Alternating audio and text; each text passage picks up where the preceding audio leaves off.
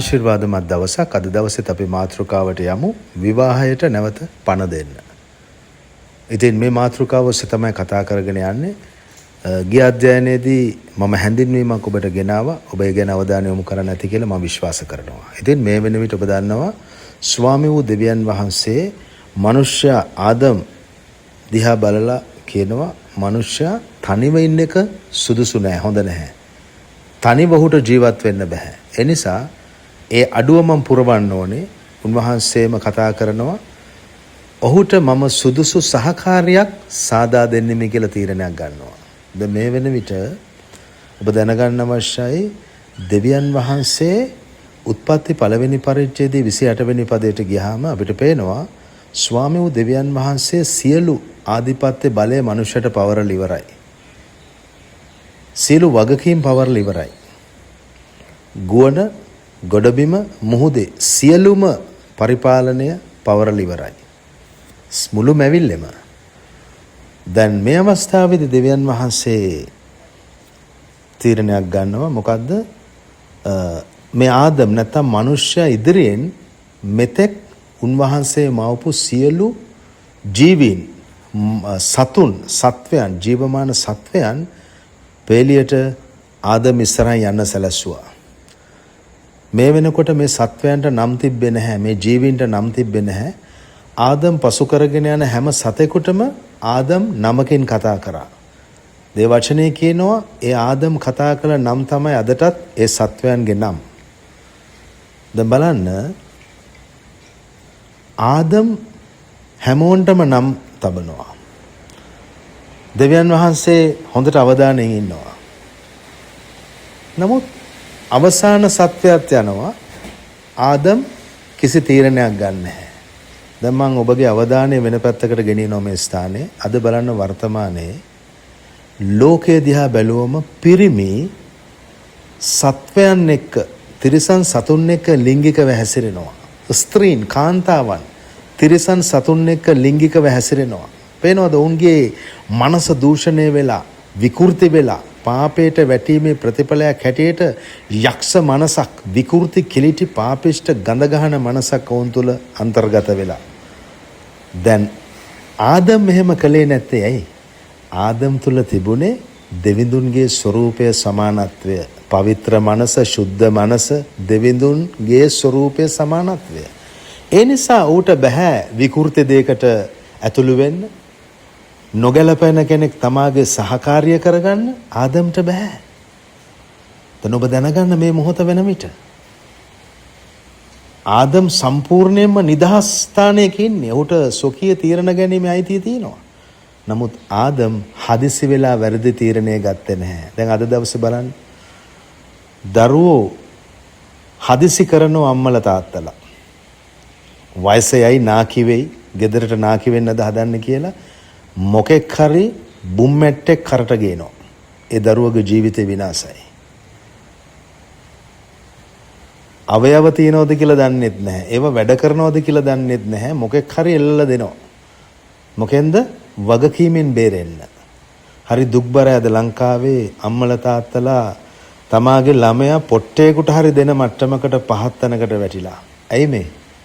ජීවිතේ බරපතලක් දන්නේ නැති නිසා. කසාදය කියන්නේ මොකද්ද කියලා දන්නේ නැති නිසා.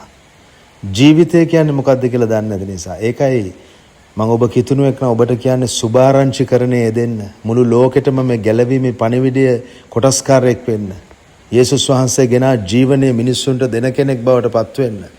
එහෙම නොවුනොත් ලොකු අපරාධයක් සිද්ධ වෙන්නේ. ඒ නිසා ඔබට ඒ වගකීමෙන් මිදෙන්න බෑ. ඉතින් දැන් මෙතන ආදම්ට තීරණයක් ගන්න බැරි තැන ආදම් අවස්ථාව දෙනවා දෙවියන් වහන්සේට. ඔබ දන්නවද? දෙවියන් වහන්සේට ඉඩක් දුන්නාම තමයි දෙවියන් වහන්සේ ක්‍රියා කරන්නේ. අන්න ඒ නතර වීමට දෙවියන් වහන්සේ ක්‍රියාව පටන් ගන්නවා. මොනවද කරන්නේ? ආදම්ට බර නින්දක් පමුණුවනවා. ඒ නිදින අතරේ ඔහුගේ ශරීරය ඇතුලේ තියෙන ඉල ඇටයක් පිටතට අරගෙන ඒක මාංශයෙන් පුරවනවා. මාංශයෙන් පුරවල ස්ත්‍රියක් බවට පරිවර්තනය කරනවා. ඒ නිමෝපු ස්ත්‍රිය ආදම් කියන මනුෂ්‍යයා ඉදිරියට එන්න සලස්වනවා.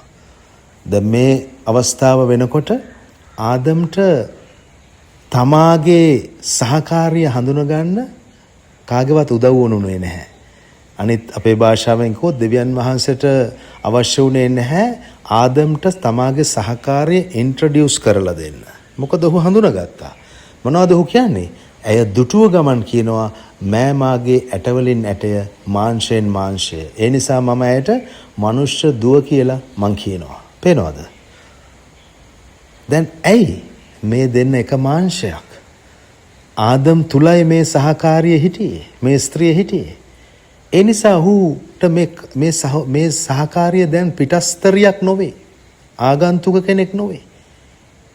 ඇගේම තමාගේම ඇට ඇගේ ඇට. තමාගේම මාංශය ඇගේ මාංශය. තමාගේම ප්‍රාණය ඇගේ ප්‍රාණය. තමාගේම සිතිවිලි ඇගේ සිතිවිලි. මෙන්න මේකයි කියන්නේ විවාහ වුණාට පස්සේ කිතුණුවෙක් හැටියට දෙව දරුවෙක් හැටියට ඒ දෙන්න තවදුරටත් දෙන්නෙක් නොවේ එක්කෙනෙක් කියන සංකල්පය එන්නේ මෙන්න මේ හරහා. ඒ නිසා මෙතෙන්දී පස්සේ මොනවද වෙන්නේ? දෙවියන් වහන්සේට හරිම සන්තෝෂයි. ආදම් හඳුනා ගන්නවා මේ මගේ ලයිෆ් පාර්ට්නර්, සෝල්මේට්, මගේ ජීවන සහකාරිය. අද ඔබ දැනගන්න ඔබ පිරිමියෙක් නම් ඔබ පුරුෂයෙක් වෙන්න ඕනේ. ඔබ පුරුෂයෙක් වෙන්න නම් ඔබ සදාකාල ජීවනයට ඇතුළු වෙන මාර්ගය වන යේසුස් ක්‍රිස්තුස් වහන්සේ ඔබගේ ජීවිතයේ ස්වාමියා දෙවිඳුන් කරගන්න ඕනේ. ඔබ ගැලවීම ලබන්න ඕනේ. ඒ ගැලවීම ලැබුවට පස්සේ දේව වචනය තුල වර්ධනය වීම තුල ඒ ප්‍රොසෙස් එක හරහා ඔබට පුරුෂයෙක් වෙන්න පුළුවන්. ඒ නිසා පුරුෂයන් කියන්නේ පුරුෂයෙක් වෙන්නේ නැහැ මොනවද ලිංගයක් තිබ්බ පළියට. පිරිමි ලිංගයක් තිබ්බ පළියට පුරුෂයෙක් වෙන්නේ නැහැ. වැසිකිලි වල ගහලා තියෙනවා ස්ත්‍රී පුරුෂ කියලා. ඒ අර්ථය දන්නේ නැතුව පුරුෂයා කියන වචනේ තියෙනවා මහා ගැඹුරු අර්ථයක්. ඉතින් ඒක විග්‍රහ කරන්න වෙලාවක් නොවේ. නමුත් ඔබ දැනගන්න ඕනේ පුරුෂයෙක් කියන්නේ විශේෂිත වූ ස්ථානයක්. ඉතින් අද දවසේ ගොඩක් පිරිමි හිතාගෙන ඉන්න පුරුෂයන් කියලා. ඔබගේ ඇඟපත ලොකු වුණාට ඔබ පුරුෂයෙක් වෙන්නේ නැහැ. 8 packs නැත්නම් 6 pack එකක් තිබ්බට ඔබ පුරුෂයෙක් වෙන්නේ නැහැ. ඔබට සල්ලි ගොඩක් තිබ්බට පුරුෂයෙක් වෙන්නේ නැහැ. ඔබට දැනුම ගොඩාක් තිබ්බට ඔබ පුරුෂයෙක් වෙන්නේ නැහැ. ඒ වගේම කාන්තාවන් ඔබ දැනගන්න ඕනේ. ඔබගේ ජීවිතේ ඔබ කසාද බැඳපු කෙනෙක් නම් ඔබගේ සහකරු හඳුනා ගන්න ඕනේ. ඔබ කසාද බැඳලා විවාහ ජීවිතය තුළ ඉන්න කෙනෙක් නම් ඔබගේ සහකාරිය හඳුනා ගන්න ඕනේ. ඒ වචනේ කියනවා කිසිවෙක් තමාගේ ශරීරයට වෛර කරේ නැහැ කියලා. අද පුරුෂයෝ මේ පිරිමි දන්නේ නැහැ මේ කතාව. තමාගේම මේ ශරීරය කියලා දන්නේ නැතුව අනේ තමාගේ භාර්යාවට ගුටි බැට දෙනවා. අඩන්තෙට්ටම් කරනවා. වද හිංසා පමුණුවනවා. හැබැයි තමාගේ ශරීරයට තමා ගහ ගන්න නැහැ. තමාගේ භාර්යාවගේ තියෙන සියලු වැඩ කරගෙන තමාගේ ලිංගික අවශ්‍යතාවය ඉෂ්ට කරගන්නවා මහා ගුණමකෝ වගේ. ඊට පස්සේ ඒ මිනිස්යාගේ කාන්තාවගෙන් පුංචි හෝ අතපසුවීමක් වෙන්න බෑ.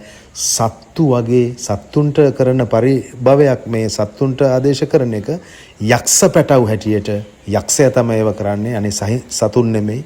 ඔබවත් සත්තුන් ආදේශ කරන්න එපා මේ වගේ කිලිටි වැඩ කරන යක්ෂ පැටවුන්ට. ඉතින් යක්ෂ පැටව් හැටියට තමාගේ ඒ සහකාරියට හිංසා පමුණවන ඕනේ තරම් සමාජ මාධ්‍යවල පොලිසිවල ගියාම ඕනේ තරම් මේවා තියෙනවා. ඇයි මේ? දේව වචනය දන්නේ නැති නිසා. දැන් ඔබට තේරෙනවද කිතුණුවෙක් හැටියට සුභාරංචි කියන්නේ ආගමක් නෙමෙයි. ඔය ආගම් කරේ තියාගෙන බෙල්ල ඉල්ල ගන්න ඉන්න යක්ෂ පැටවු තමයි මේ වද වේදනා මේ මිනිස්යන්ට දෙන්නේ. තමාගේ භාර්යාව එක්ක ලිංගිකව හැසිරලා ලිංගික තෘප්තිය ලබලා අන්තිමට ඒ කාන්තාව මරලා දාන කාලකන්ණි යක්ෂ පැටවු ඉන්නවා පිරිමි. ඒ වගේ භාර්යාවරුත් ඉන්නවා. යක්ෂ භාර්යාවන්. ඒ නිසා මේ සුභාරංචිය ඊටම වැදගත්. දේවදරුවන් හැටියට මම ඔබව ධෛර්යමත් කරනවා. ප්‍රථමයෙන් ඔබට ඊට පස්සේ පිටතට. ප්‍රථමයෙන් සුභාරංචිය ඔබ ලබා ගන්න. සුභාරංචිය තුල ජීවිතය පරිවර්තනය කරගන්න. ඉන් අනතුරුව ඔබ මුළු ලෝකයටම සුභාරංචියක් බවට පත් වෙන්න. ඊළඟ අධ්‍යයනයේ ඔබට තවත් ගැඹුරු දෙයක් මං කියලා දෙන්න යනවා. Okay, thank you. God bless you.